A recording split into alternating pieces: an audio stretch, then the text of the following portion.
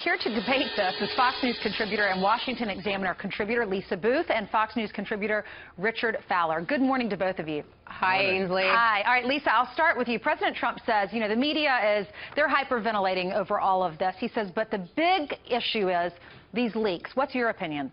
No, I would agree with him. Look, the only crime that we know that has taken place is this illegal leak of information.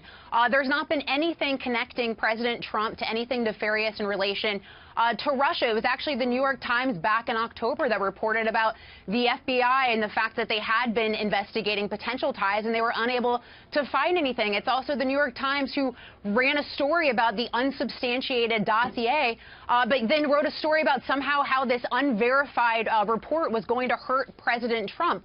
And yet we've seen the left and the media up in arms almost to the point of craziness. I mean, Thomas Friedman of the New York Times has said that, there was 9/11 and now there was November 8th. You have people like Dan Rather saying that this is worse than Watergate, yet there's no information there. There's no credible information there pointing to any wrongdoing. And you've got Elizabeth Warren tweeting that there was a series of cyber attacks from Russia on our election. No, there wasn't. That's a load of crap. I mean, it's just not true. There's just this insanity that is happening right now in the country, and it's really wrong. Richard, what is your response? Because Lisa's right. Nothing here is illegal that is happening between President Trump and Russia. Here's what we know is true. General Flynn resigned.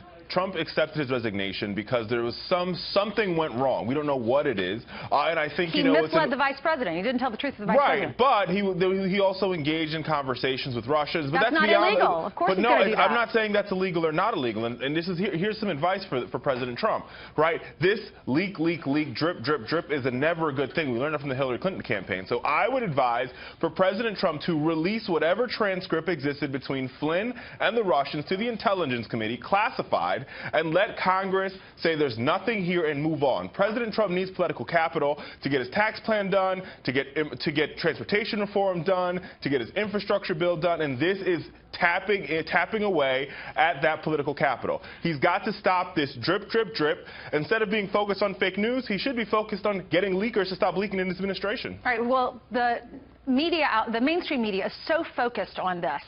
And if you listen to Congressman Steve King, he says, where was all this concern when Hillary Clinton was doing far worse? Listen to what he said.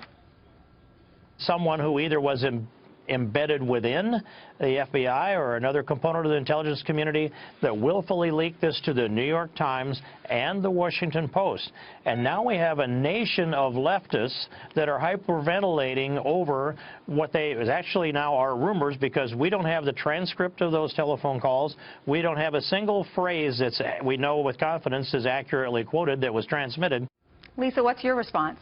Yeah, or where was the outrage over Benghazi or Fast and Furious or the IRS targeting conservatives or President Obama telling Russia that he had more flexibility after the election? And I disagree with Richard in the sense of conversations with foreign leaders need to stay private. And there's been already leaks regarding with President Trump and foreign leaders that have been proven to be untrue. You've got the spokesperson for Mexico's president,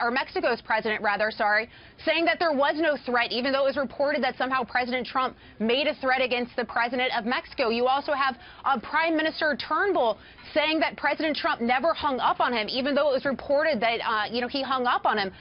So that's a big problem for these private conversations to be made public. And so I think that is a concern. So I disagree with Richard in the sense that these conversations that are supposed to be private, somehow that they should be made public. There needs to be able to have that level of trust in these conversations Richard, that are happening. Does that concern you, the leaks? Well, I think the leaks are concerning, right? And that's on Donald Trump's leadership to make sure these leaks stop. But I'm not saying these things should be released to the public. I'm saying they should be released to the Intelligence Committee, classified, so our elected leaders can look over these transcripts and say there is or there isn't wrongdoing. If President Trump doesn't do that, the media is going to continue to say that there is smoke here, so there's got to be a fire. Donald Trump can put this fire out very easily. Release the transcripts to the Senate, release the transcripts to the House, let our elected leaders on the Intelligence Committee look over them, and move on. If he continues to say fake news and blah, blah, blah, which is normal talking points, we'll continue talking about it, and we shouldn't be.